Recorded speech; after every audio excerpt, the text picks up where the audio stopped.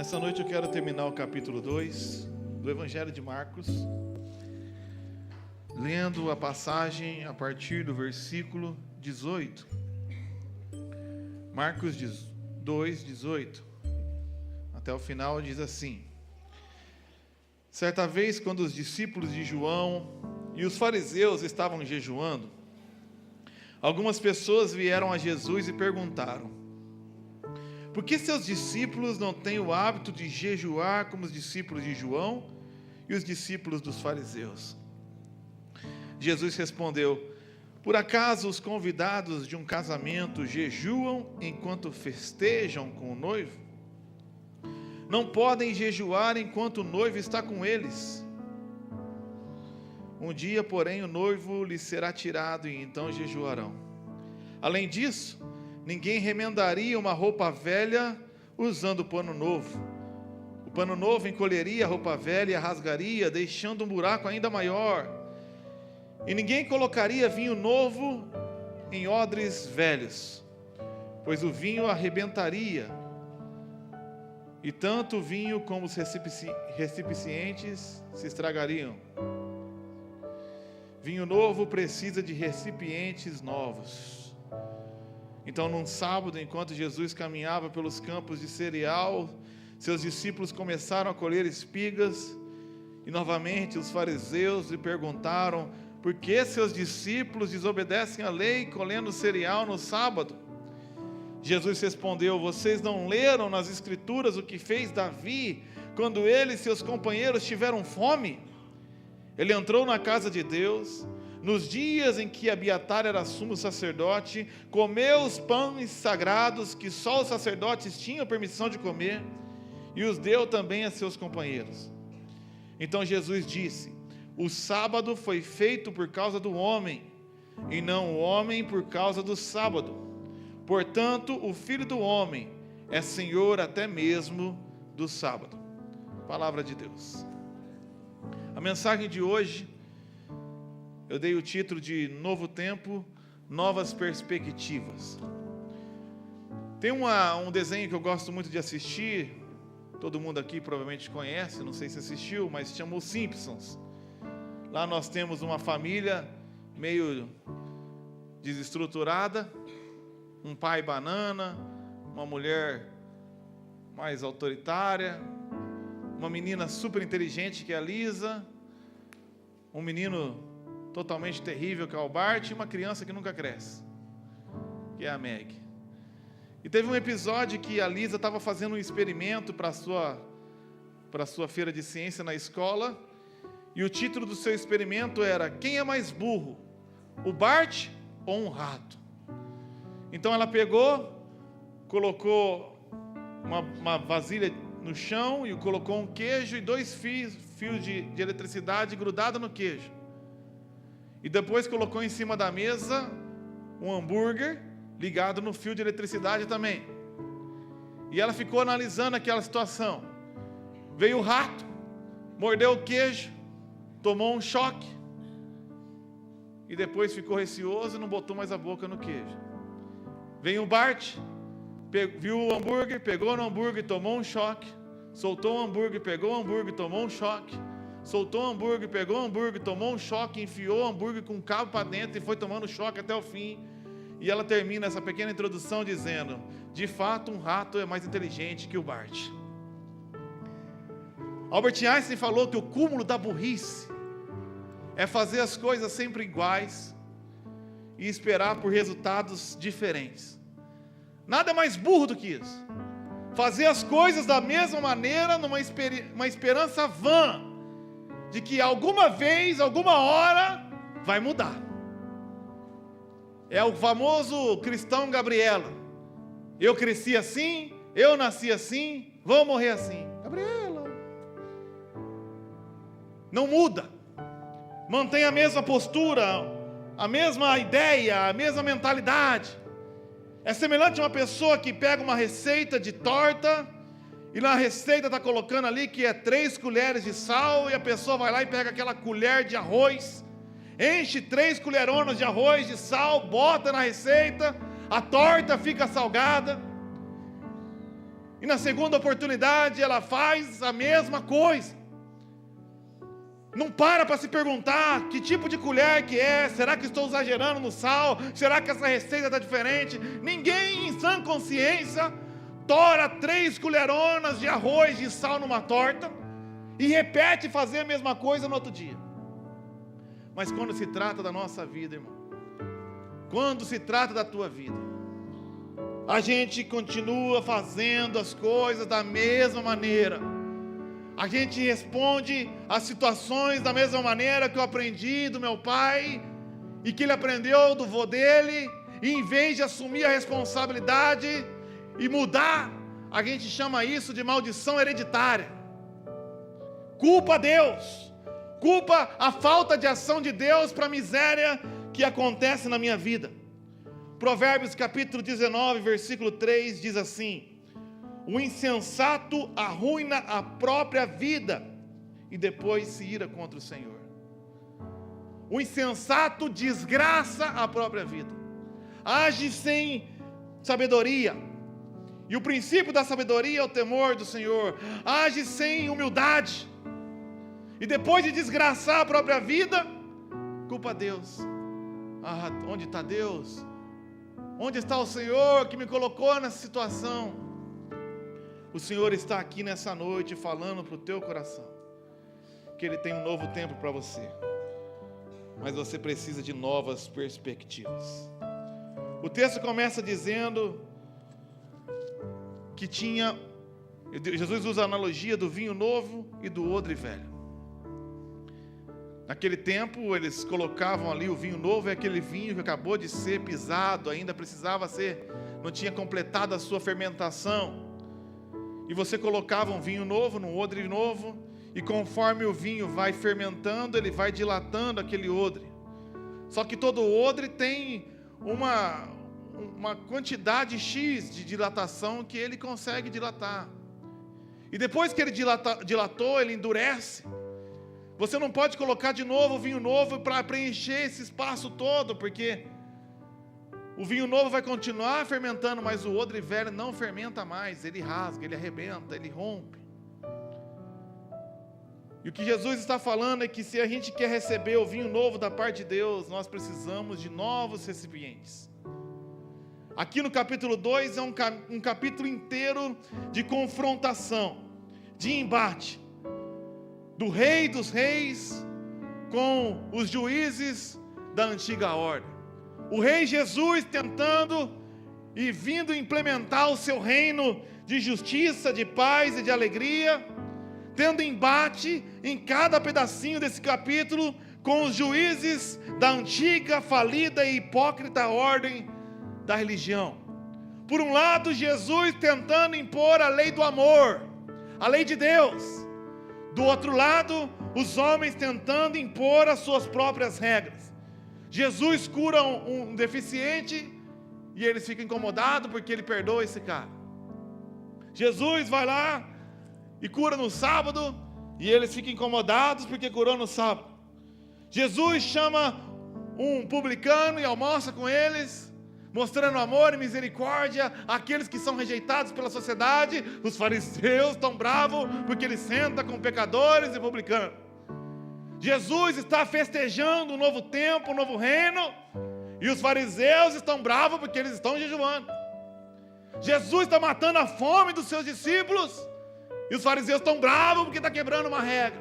É um embate infernal, do começo ao fim desse capítulo, entre um novo tempo, um novo reino, um novo rei, uma nova estrutura, contra a velha estrutura. E Jesus vira para esses homens e fala: se vocês querem viver esse novo tempo, é necessário que vocês tenham novas perspectivas. Por isso que quando ele começa o seu ministério, ele fala: é chegado o reino dos céus, arrependei-vos. Arrependei-vos. Arrependimento é mudança de mentalidade, metanoia. Você quer entrar no reino de Deus, de justiça, paz e alegria? Eu estou aqui para implantar o reino de Deus, e o reino de Deus é de graça, é pela graça. Mas você precisa mudar a mentalidade. Você precisa mudar o jeito de pensar. Não tem como entrar num ambiente novo com os velhos pensamentos. Isso serve para tudo, irmão. O cara vive uma vida de solteiro. Mas sabe por que os casamentos acabam? Porque muitas vezes o homem casado se comporta como um menino solteiro. Quando você casa, tem responsabilidade, tem hora para chegar em casa, tem que cuidar com quem você fala na rua. Você vai trabalhar e a tua esposa está te esperando. Não tem como viver uma vida de casado pensando como solteiro.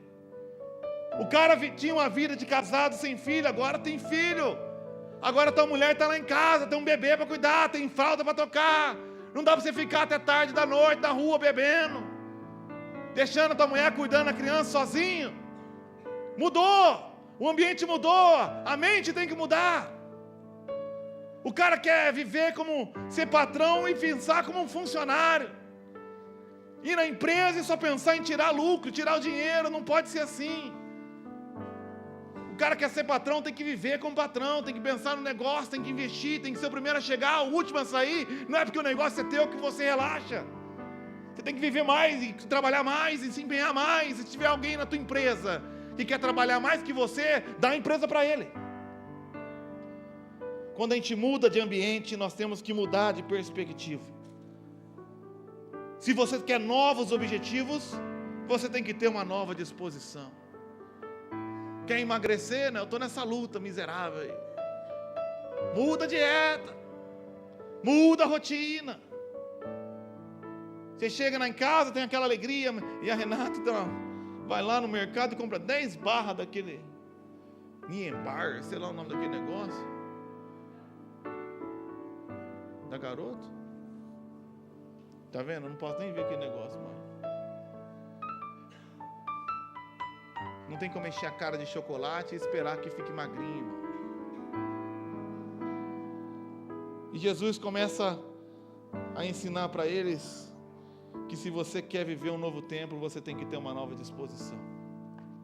Eu vi uma frase do Bernardinho, técnico da seleção brasileira, e ele fala assim: a vontade de se preparar tem que ser maior do que a vontade de vencer, porque vencer será consequência da boa preparação.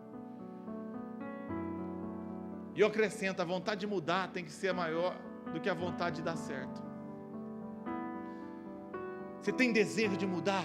Você tem desejo de viver um novo tempo de Deus?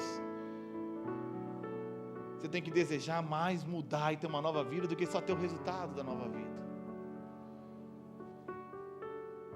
Niembar falou uma vez, uma oração que ficou famosa por causa de um soldado, e ele diz assim: Senhor, me dá serenidade para aceitar o que eu não posso mudar, coragem para mudar o que eu posso, e sabedoria para saber a diferença. Tem coisa que você não pode mudar, coisa que não depende de você, depende dos outros. Aquilo que você não pode mudar, você tem que ter serenidade para aceitar. Mas aquilo que depende de você, tem que largar a mão de ficar terceirizando a responsabilidade e ter a coragem de mudar. E pedir para Deus a sabedoria para saber a diferença. O povo estava andando no deserto. E no deserto tinha as regras de deserto. No deserto você tinha uma casa hoje aqui. Amanhã a nuvem se movia. Você pegava, levantava a tenda, guardava as coisas e se instalava onde a nuvem parava. E assim foi por 40 anos. Nós andávamos aqui, depois estávamos lá. E aí existem várias regras que vai apresentando no livro de Levíticos a respeito desse tempo. Uma das regras famosas que as pessoas decoram, mas não sabem porquê: não faça tatuagem, porque se você fizesse tatuagem, podia confundir com o povo que estava peregrinando em volta. Então, como que a gente vai saber quem é judeu e quem é estrangeiro? Não faça tatuagem, porque daí o estrangeiro que fez tatuagem não consegue se infiltrar. Outra regra: não corta o cabelo. Os homens não cortam a ponta do cabelo, porque se você ficar com o cabelão grandão, você é um judeu, é fácil de identificar, não tinha RG, não tinha CPF. Então vinha um estrangeiro e ele não tinha o cabelo comprido, até deixar o cabelo crescer, levantaram o acampamento e foram para o outro lado. E eles tinham algumas regras de identificação, regras de higiene. for fazer a sua necessidade, saia do arraial.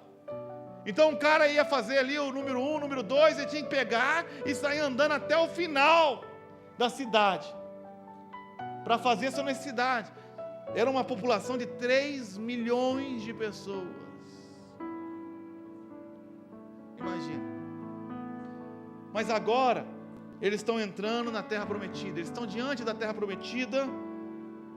Deus chama Moisés no monte e começa a refazer as leis, relembrar os princípios morais que eram imutáveis e ressignificar alguns princípios que eram mutáveis. E esse é o livro de Deuteronômio. Ou seja, novamente impondo a lei. Novo tempo, nova conversa. Novo tempo, nova mentalidade. Novo tempo, novas regras. Não faz mais sentido, agora nós vamos ficar parados num lugar só. Não faz mais sentido fazer necessidade fora do arraial. Faz um cantinho. Não faz mais sentido a regra do cabelo, da tatuagem. Vocês estão identificados ali. E ele começa a falar novas regras, mas para um povo que estava apegado às antigas. Então Deus chega para Josué no capítulo 1 e fala um texto que é muito citado, mas fora do seu contexto fica pouco entendido. Josué capítulo 1, depois que Moisés deixou essas novas regras e morreu, Deus chama o seu substituto Josué e começa a dizer, a partir do versículo 1: depois que Moisés, servo do Senhor, morreu, o Senhor disse a Josué, filho de Num, auxiliar de Moisés, meu servo Moisés está morto. Chegou a hora de você conduzir todo esse povo, os israelitas, para atravessar o rio Jordão e entrar na terra que eu lhes dou. Eu darei a vocês todo lugar em que pisarem, conforme prometi a Moisés, desde o deserto do Neguebe ao sul até os montes do Líbano, no norte, desde o rio Eufrates a leste até o mar Mediterrâneo a oeste, incluindo toda a terra dos hititas.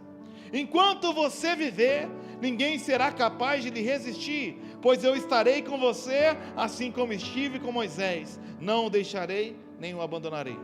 E agora preste atenção: seja forte e corajoso, pois você conduzirá esse povo para tomar posse da terra que jurei dar aos seus antepassados. Seja somente forte e muito corajoso. Tenha o cuidado de cumprir toda a lei que meu servo Moisés lhe ordenou. Não se desvie dela nem para a direita nem para a esquerda, pois assim você será bem sucedido em tudo o que fizer. Relembre continuamente os termos deste livro da lei. Medite nele de dia e de noite para ter certeza de cumprir. Então você prosperará e terá sucesso em tudo que fizer. E esta é a minha ordem: seja forte e corajoso. Não tenha medo, nem desanime, pois o Senhor, seu Deus, estará com você por onde você andar. Essa é a grande analogia do Evangelho. A vida da terra prometida, a terra que mana leite e mel, a vida com Cristo. Assim estarei contigo, jamais o deixarei, jamais o abandonarei. Você será bem sucedido e prosperará em tudo que fizer, desde que lembre o que eu falei, lembre o que eu ensinei, e seja forte e corajoso para mudar. Seja forte para permanecer firme naquilo que o Senhor lhe propôs. Tenha coragem de se arrepender, de aceitar a mudança, de aceitar o novo tempo. O pastor está falando isso por causa do prédio. Eu não estou nem aí por prédio. O prédio é por causa das pessoas. Não é as pessoas que estão aqui por causa do prédio. Nós estamos seguindo o texto, e o texto nos diz essa noite que se você quiser viver um novo tempo, você tem que ter fé, coragem e força para permanecer naquilo que o Senhor colocar no seu coração. E esse texto nos ensina sobre 3 novas perspectivas que eu queria trazer com você aqui. A primeira nova perspectiva é a respeito do jejum. E nós podemos falar de maneira mais ampla, uma nova perspectiva a respeito da nossa relação com Deus. Você reparou que os judeus estavam indignados porque eles jejuavam toda segunda e toda quarta, e os discípulos de Jesus não jejuavam. E a primeira coisa que você tem que aprender é por que eles jejuavam, por que você não deve jejuar e pelo que você deve jejuar, ou pelo que você deve se relacionar com Deus. A coisa mais comum do jejum hoje é a mesma coisa que era comum há 2000 anos atrás. As pessoas jejuavam por barganha. As pessoas se relacionam com Deus por barganha. O que é barganha?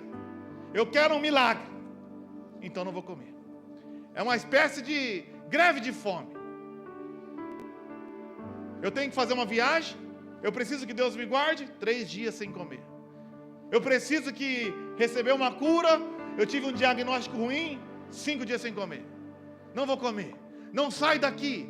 Isso vem lá de Jacó. Não saio daqui enquanto o Senhor não me abençoar. Não vou te deixar sair enquanto não me abençoar. E os pastores ensinam isso. E a gente faz campanha sobre isso. Eu vou vir aqui 7 quinta-feiras seguidas até o Senhor me dar o que eu quero. Criança birrenta. Criança mimada. Não pergunta qual é a tua vontade. Tenta impor a vontade com jejum. Que coisa ridícula. Tenta comprar a bênção com dinheiro. A coisa está feia. Vou dar uma oferta e Deus vai me abençoar. Não dê uma oferta, vai trabalhar. Não está sobrando dinheiro na minha casa. Vou dar o meu carro aqui e eu vou ganhar 10 vezes mais. Não faça isso. Não faça isso. Está devendo? Não faça isso. Economize. Você não precisa andar com o melhor carro do mundo. Não precisa torrar o dinheiro do cartão de crédito. Você sabe para que serve o cartão de crédito, irmão? Cartão de crédito é para você usar um dinheiro que você não tem, para comprar aquilo que você não precisa, para impressionar as pessoas que não se importam com você. Vou passar aqui, vamos lá, o pessoal vai para a praia, eu vou também, não precisa. Vou dar uma benção aqui e vou ganhar, barganha.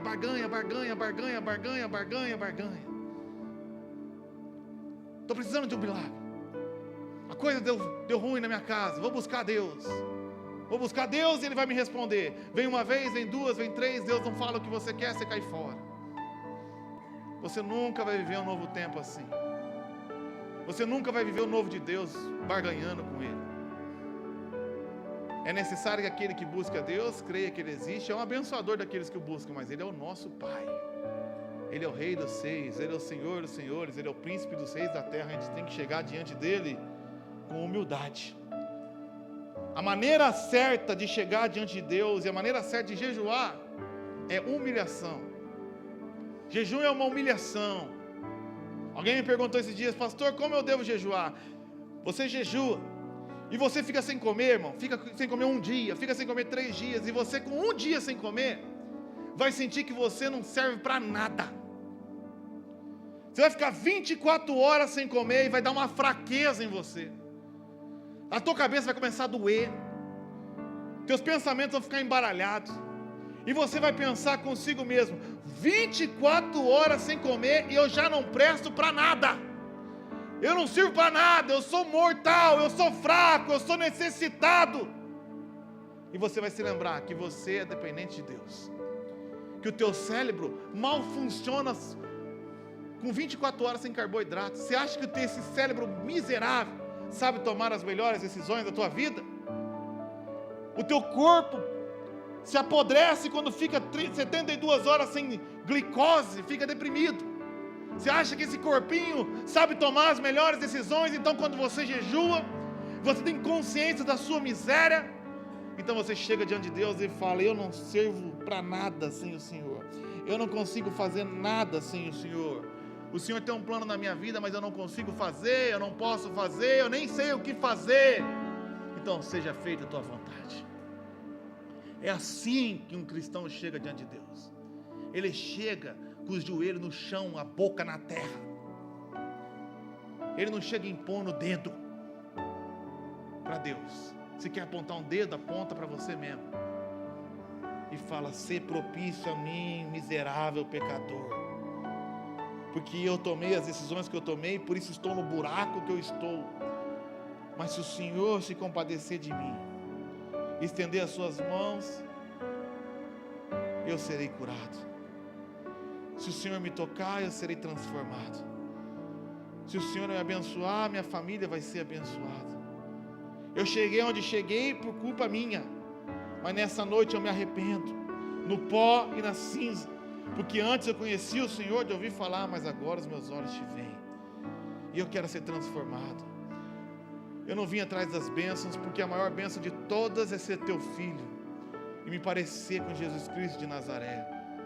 Se eu me parecesse com Jesus, eu não teria os problemas que eu tive. Se eu me parecesse com Jesus, eu seria um marido melhor. Se eu me parecesse com Jesus, eu seria uma esposa melhor, então meu casamento seria melhor, minha paternidade seria melhor, minha filiação seria melhor, eu trabalharia melhor, eu seria mais alegre, as pessoas iam gostar mais de mim, porque o meu problema sou eu. E nessa noite eu me humilho diante do Senhor. Mas os judeus não pensavam assim. Os judeus barganhavam e ficavam irricados quando via alguém celebrando. Porque o segundo motivo que os judeus jejuavam é porque houve uma grande derrota, uma expectativa frustrada na época dos Macabeus. Então toda segunda e quarta os judeus jejuavam para lamentar a derrota do passado. E eles estavam indignados com Jesus e os seus discípulos, porque toda segunda e quarta eles passavam fome para reclamar para Deus da derrota que aconteceu e do reino que não veio. Viviam presos no passado.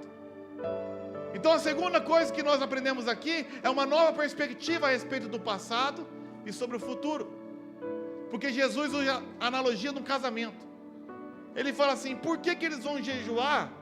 Por causa de uma derrota da implantação do reino no passado. Se o noivo está aqui, se nós vamos implementar o reino no futuro. Casamento é uma festa antecipada de alguma coisa que não aconteceu. A gente vai celebrar uma família que vai ser construída depois da festa. Nós vamos celebrar uma vida que nem começou. Nós vamos celebrar uma família que vai crescer e prosperar hoje. E o que Jesus está falando para eles é: para de viver se lamentando pelo passado e começa a se celebrar pelo futuro que está chegando. Se você quer viver o novo de Deus, tem que aprender a viver conforme a promessa. Tem que viver conforme aquilo que espera. É a antecipação pela fé. O apóstolo Paulo, em Filipenses capítulo 3, versículo 13 e 14, amplia um pouco mais esse entendimento. Bota na NAA. E ele diz, na nova versão da Almeida e atualizada, se tiver aí: irmãos, quanto a mim, não julgo havê-lo alcançado. Presta atenção nesse princípio. Mas uma coisa faço, esquecendo-me das coisas que ficaram para trás, passado, avançando para as que estão diante de mim, presente, prossigo para o alvo, futuro, para o prêmio da soberana vocação de Deus em Cristo Jesus. Aqui existe um princípio de quem quer viver o novo de Deus, em relação ao passado, presente e futuro. O exemplo que ele usou no grego é de um corredor correndo. São as mesmas palavras que um corredor de 100 metros. Você lembra que ele está falando aqui para o pessoal da Grécia, para os gregos, judeus gregos, helenísticos, e já havia a Olimpíada naquela época, e a corrida principal desde aquela época é a corrida de 100 metros, onde o corredor, para alcançar o objetivo, o prêmio, ele faz um tremendo esforço para frente. E a primeira coisa que um corredor tem que fazer para ganhar o prêmio é não olhar para trás, é esquecer do que ficou para trás. É impossível chegar no futuro lamentando pelo passado. É impossível. Ninguém volta no passado. Isso é coisa de filme. Isso não existe. E eu provo para você que o passado não existe. Eu provo agora. E se alguém me interromper e falar que eu estou enganado, eu levanto aqui e paro de pregar e vou embora. Mas hoje é que dia? Que dia que é hoje? 6 de agosto de 2023. Mateus, o que aconteceu no dia 6 de agosto de 2017? 5 de agosto. O que você comeu? Você falou com quem? Quem te ofendeu naquele dia? Você estava preocupado com alguma coisa. Qual que era? 23 de março de 2009, alguém? Acabou. Acabou. Ah, pastor, mas tem coisa do meu passado que eu lembro. Então, só tem coisa porque você não esqueceu. A única coisa do passado que te interfere no presente é aquilo que você está carregando nas tuas costas. Aconteceu determinada coisa em determinado dia e você carrega. Carrega no lombo e fica carregando. Mas milhões de coisas você largou para trás. Você quer chegar na frente? Larga mais essa que você está carregando hoje. Essa derrota que você está carregando. Esse fracasso que você tomou. Ah, nós vemos na ceia.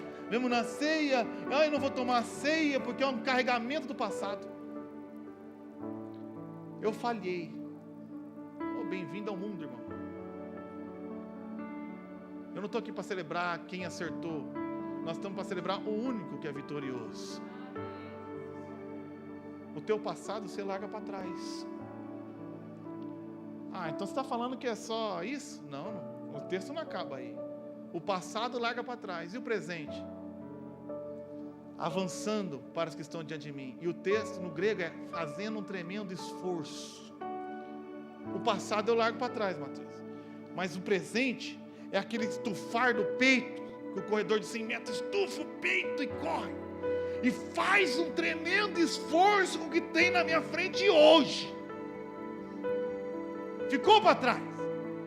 Mas hoje eu vou fazer o maior esforço do mundo para me parecer um pouquinho mais com Jesus. Eu vou ter coragem e pedir a força de Deus para não aceitar o mesmo modo de pensar miserável que eu carrego na minha vida. Eu vou pedir a Deus a força e a coragem para mudar pela primeira vez na terra a maneira como eu trato a pessoa que está do meu lado. Hoje eu vou me esforçar para parecer um pouquinho mais com Jesus, porque eu tenho um alvo. O meu alvo não é qualquer alvo, é Jesus Cristo de Nazaré. E esse alvo é muito longe, é muito alto. Nunca está bom. Esse alvo você não conquista comprando uma roupa de crente. Você não conquista assistindo um culto de crente. Você não conquista dando uma ofertinha. Esse alvo a gente vai tentar e vai buscar até a morte, e vai celebrar e buscar isso por toda a eternidade. Porque o meu alvo é Jesus Cristo de Nazaré. E talvez eu termine o dia e, se você for honesto, vai olhar e vai, falhei de novo. Mas eu esqueço de novo. E amanhã eu começo mais uma vez. Porque o futuro é o alvo. E eu não paro de olhar para frente, para os planos e pensamentos que Deus tem para o nosso respeito. Planos de bem, planos de prosperidade, para dar o fim que desejamos. Eu olho para Jesus, e quem olha para Jesus não tem tempo para olhar para o lado. Quem olha para Jesus não tem tempo para olhar para trás. E está todo mundo, e as pessoas falam: pastor, você é bitolado. Eu sou bitolado mesmo. Eu só tenho uma coisa na cabeça, e eu vou buscar essa coisa na minha cabeça, porque o meu objetivo na cidade é levar cada dia mais pessoas a um relacionamento crescente com Jesus. Se eu falei, irmãos, eu não lembro mais. Se você não quer fazer, o problema é teu. Mas nós vamos chegar lá, para o prêmio da soberana vocação de Deus. Jesus fala para os discípulos: por que nós vamos jejuar? Nós vamos celebrar. Por que nós vamos ficar lamentando a derrota do passado? Nós vamos celebrar a vitória do futuro. Deus tem muito mais para fazer. Aquilo que olhos não viram, ouvidos não viram, nem jamais penetrou no coração de homem algum. Tem uma figurinha nossa que corre no grupo da igreja. A gente fez uma reunião, tinha umas 10 pessoas. E eu sentei com o pessoal da igreja e falei: louvado seja Deus por tudo que Deus fez nessa igreja até aqui, mas a partir de agora acabou, não importa mais. Agora Deus vai começar a fazer coisa nova. E a gente sentou, o Thiago estava lá, fizemos um projeto. E começamos a imaginar. Tudo que nós estamos vendo hoje, nós estávamos imaginando 2 anos atrás. E a hora que acabou, parecia muito impossível. Porque se você vive 30 anos numa realidade, de repente chega um ET e fala que vai viver outra coisa, parece uma loucura. Aí eu fiz o que está gravado numa figurinha e virou meme aí da nossa igreja. Acabei, eu falei assim, mas agora a gente não vai orar, chorar, nós vamos comemorar. Nós vamos comemorar o que Deus vai fazer daqui a uns anos nessa igreja. E botei uma música animada, eu vou levando paz, amor, um sertanejo gospel, e ficou eu e o Milton lá. O Milton com o radinho assim, ó. Quem via aquela cena parecia 2 imbecis dançando. Mas agora está todo mundo vendo o que Deus está fazendo. E eu estou falando para você, irmão, isso aqui não é nem o começo.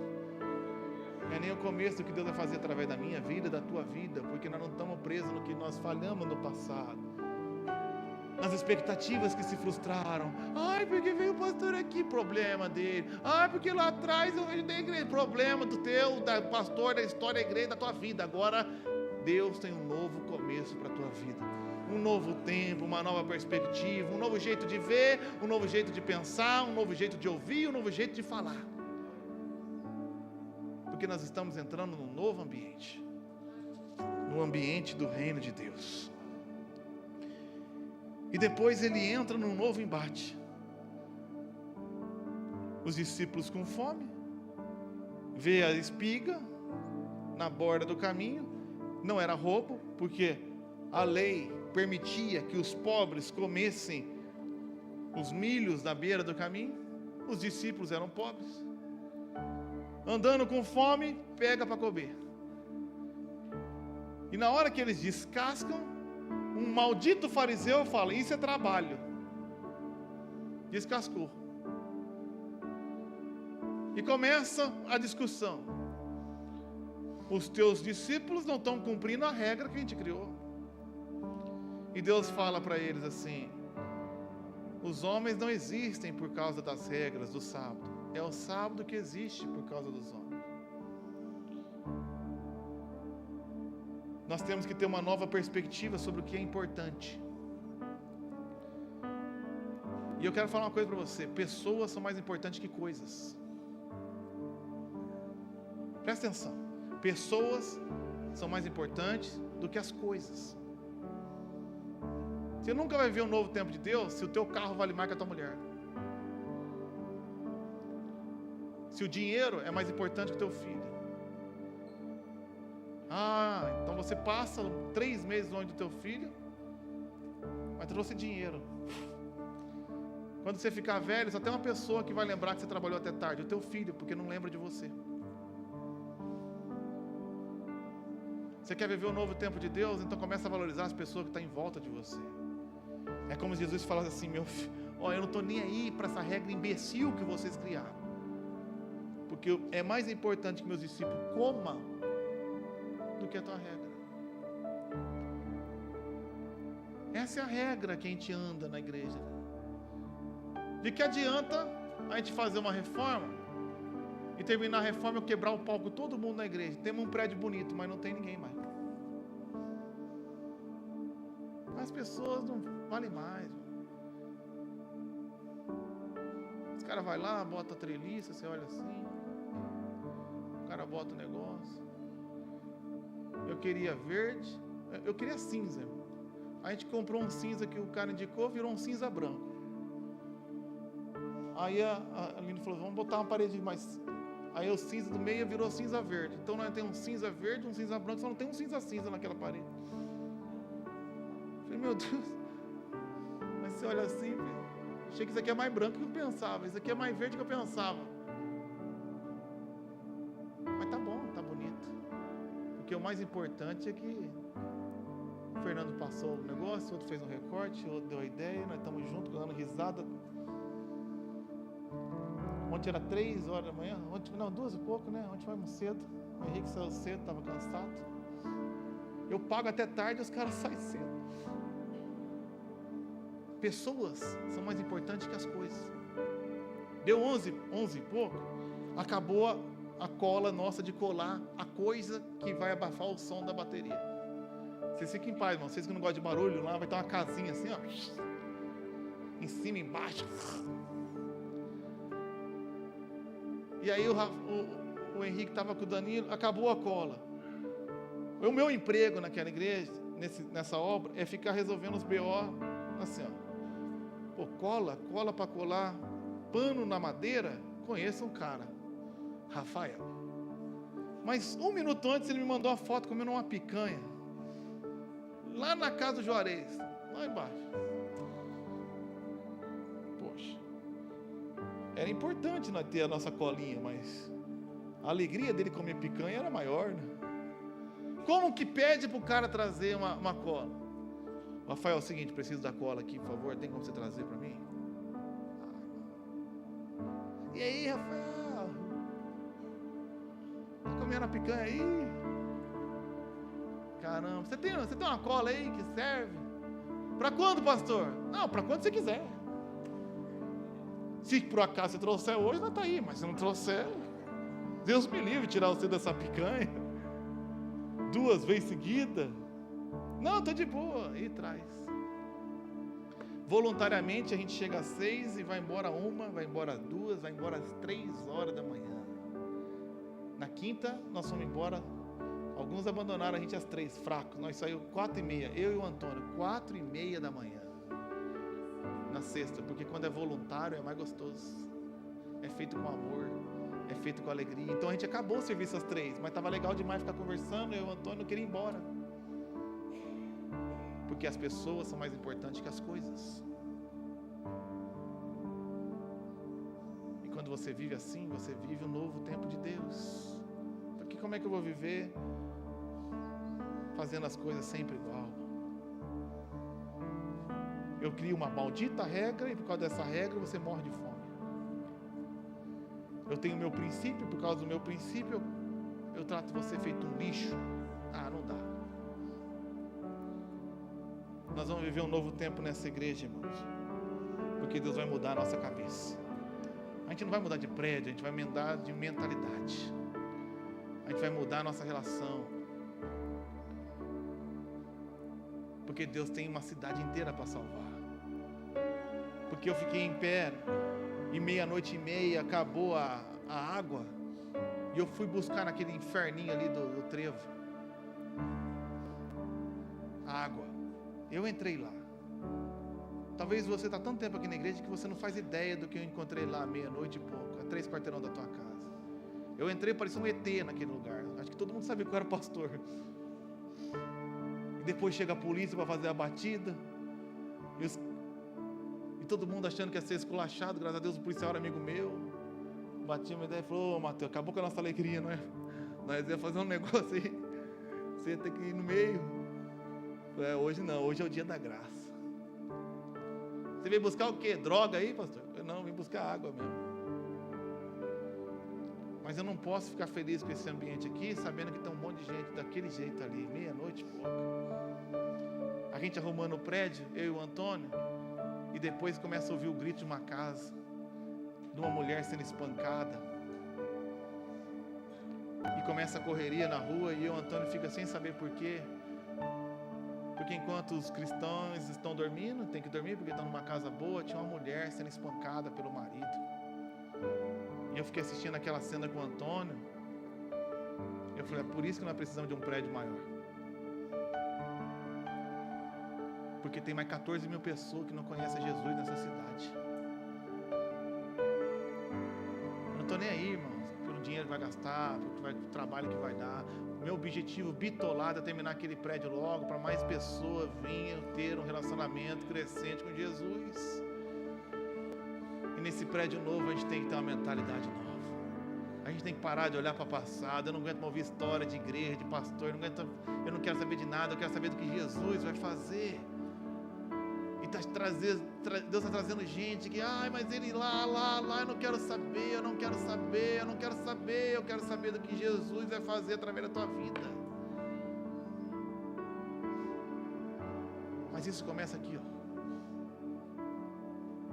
Isso começa aqui, ó. pela 1000ª vez. Jesus pegou a ceia. Preste atenção. Falam que a 1000ª vez é da sorte. Agora vocês vão entender. Pela 1000ª vez, preste atenção. Jesus veio num mundo desgraçado. Israel fracassou. Os discípulos fracassaram. E na última ceia, ele pegou o pão. E o texto fala assim, ó, na noite em que foi traído. Então até nesse dia ele foi traído, tá? O que vem dos outros de fora? Traição. O que vem dos homens? Traição. Na noite em que foi traído, Jesus pegou o pão e falou: esse é o meu corpo. O corpo é de quem? Ele falou: é o teu corpo? Não, é o meu corpo. E esse meu corpo foi dado por vocês. Nós vamos celebrar o corpo de Cristo. E depois ele falou: esse é o meu sangue. O sangue é de quem? É o teu? Porque o teu não presta. O meu não presta, o teu não presta também. Mas o dele é santo, perfeito. E ele falou assim: fazei isso em memória dele. E você está aí, indo na igreja há 50 anos, preso numa cadeia miserável. E talvez o pastor teu não deixou nem você tomar ceia, porque você não está usando a maldita regra que eles inventaram. A maldita regra, é uma regra maldita. Igual esses judeus aqui. Aí você não usou a regra que ele inventou, você não toma ceia. Aí ele ainda fala assim: ó, presta atenção, quem pecou não toma. E eu pergunto: por que alguém tomou então? Se todos pecaram e carecem da glória de Deus. Aí uma cambada de hipócrita analisa a si mesmo e fala: essa semana eu estou bem. Bom, para esses aí, Jesus fala assim: maldito que toma indignamente, porque não examinou a si mesmo. Porque quem examina a si mesmo fala: miserável homem que eu sou, quem me livrará do corpo dessa morte? Graças a Deus pelo teu corpo e o teu sangue. Eu não vou tomar indignamente, porque eu sou miserável. E eu preciso do corpo de Cristo, porque o meu corpo é uma porcaria. E eu preciso do sangue de Cristo, porque o meu sangue está contaminado pelo pecado. E com o corpo e o sangue de Cristo, eu me livro do pecado. Com o remédio, eu me livro da doença. Com Cristo, eu me livro da morte, da dor. Com a religião, eu só acumulo mais desgraça, sofrimento sobre mim. Porque além de ser um doente, eu sou um falso, eu sou um hipócrita. Então eu pergunto pela 1000ª vez. Nessa noite, nós oferecemos espiritualmente uma festa. Uma antecipação da festa. Do casamento do noivo com a noiva no céu. E você vai escolher fazer jejum? Você vai fazer jejum? Porque lá atrás você falhou? Ah, então, pelo amor de Deus, me fala que eu não prego mais, eu estou perdendo meu tempo aqui. O que você escolhe? Jejuar porque você falhou? Ou celebrar que você um dia vai vencer com Cristo? Esse é o Evangelho. É sobre Ele. Não é sobre você. Desculpa. É sobre o que Ele fez. Porque o que você e eu fizemos não é digno nem de ser citado. É sobre o que Ele é. Porque o que você é, eu já falo. Nada. É sobre o que Ele fará. Porque o que você vai fazer é a mesma coisa que você fez ontem. Mas se Ele me fortalecer com o seu corpo e o seu sangue, e eu chegar humildemente diante dele. Ele se opõe aos orgulhosos, mas concede graça aos humildes. Então nós celebramos a alegria do que Deus vai fazer na minha vida.